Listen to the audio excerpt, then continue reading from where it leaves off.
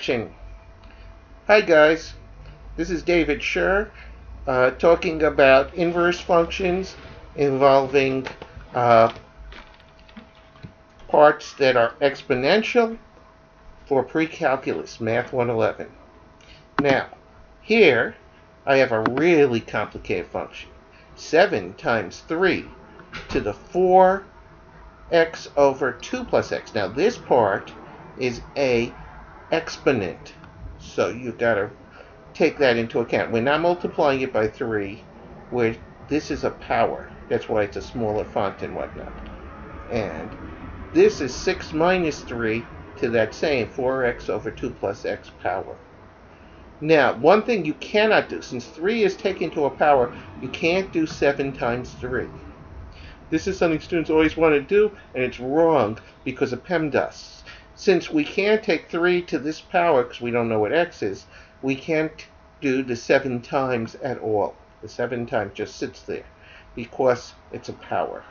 Now, what we do is our standard trick, y equals g to the minus 1x. So we do g of y equals x, because g of g negative 1 of x is x. And we then solve for y, g negative 1 of x, because that's what we're trying to find out, the formula for that. So here I've taken all the x's, and you got to make sure you can do all the x's. There's 4 of them, 1, 2, 3, 4, and turn them into y. So it's 7 times 3 to the 4y over 2 plus y over 6 minus 3 to the 4y over 2 plus y is equal to x over 1. Now I say x over 1 because whenever I have a fraction with a fraction, whenever I do something with a fraction, I make everything fractions. So remember, when you set two fractions equal, that gets them angry, and you cross multiply. So that led us to the 1 multiplied by this guy, which leads to just 7 times 3 to the 4y over 2 plus y. And that equals x times the denominator. 6 minus 3 to the 4y over 2 plus y. And I immediately distribute this x, so it becomes 6x minus x times 3 to the 4y over 2 plus y. Once again, you can't make that 3x. And I keep emphasizing that because students keep making that mistake year after year after year, and it gets irritating. So, remember that on your exam. Now, what we're doing now is I'm going to get all the y's on one side. Okay? So, I'm going to add x plus 3 to this power to both sides. And that gives us 7 times this, plus x times 3 to this power equals 6x.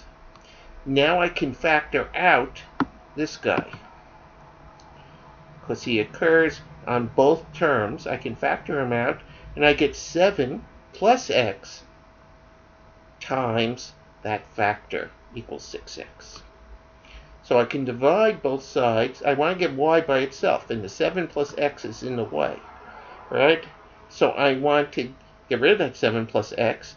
So now all the x's are on the right side, all the y's are on the left side, but I need y by itself. And the trick is I ln both sides, right? If you can see it, there's a ln over there, sort of is, there it is. There's a ln more or less over here, and there's a ln up here, and I'm going to ln both sides. That's going to give, now that's going to take this the y's out of the exponent, because you can't work with y's in the exponent. So what we're going to end up is this exponent, 4y over 2 plus y times ln 3 equals the ln of the whole right side. Now there's nothing to be done with the right side. It's just going to stay undigestably this ln 6x over 7 plus x. And similarly, ln 3, well, we can divide out the ln 3, so we get this fraction. 4y over 2 plus y equals ln of 6x over 7 plus x over ln 3. And we have a fraction equal to a fraction. As you know, this makes them very angry, and they cross multiply. So we're going to end up with our y's once again, but now they're regular y's scattered. So we're going to have the 4y times, let me do that, the 4y is going to multiply, be good, come on, the 4y is going to multiply by the ln 3, and the 2 plus y is going to multiply by the ln 6x over 7 plus x. So we're going to get 4y ln 3 equals 2 plus y ln 6x over 7 plus x. And what we're going to do is distribute, this time I'm going to distribute this guy. So we're going to get 2 ln 6x plus 7 plus x plus y ln 6x plus 7 plus x. Now what I'm going to do is I'm going to subtract this part off from both sides. So we're going to subtract the y ln 6x over, and I was too lazy to write that all down, but we're going to subtract the y ln 6x over 7 plus x from both sides. And now we got all our y's once again on the side, on the left side, and we can factor out the y to get it by itself. So we're almost there. Now we got y by itself, but we got to divide off this big parentheses thing. Right? We're going to divide both sides by that. 4 ln 3 minus ln of 6x over 7 plus x. And that gives us g negative 1 of x.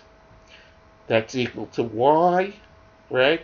Which is equal to 2 ln 6x over 7 plus x divided by 4 ln 3 minus ln of 6x over 7 plus x.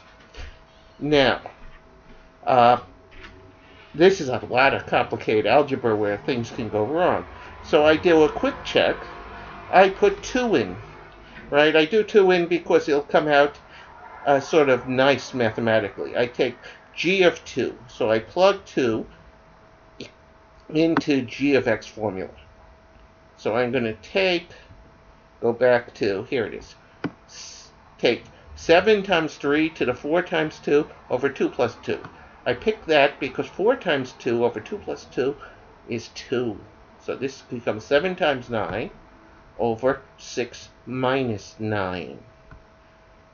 Okay, which we're going to see comes out to, I just plugged it into my calculator this time. Didn't do it in my head, because I don't trust my head on this complicated math. Came out to negative 21. Right? 6 minus 1 is negative 3, 9 is negative 3, and 7 times 9 is 63, and it becomes negative 21. Now, I plug negative 21 into this fancy formula, and I take 2 times 6 times negative 21 over 7 plus negative 21, which is negative 14, and I just plug that all into the calculator, all of these terms, and it comes out as 2. So that's the check. Okay? The more complete check we'll do in the next video.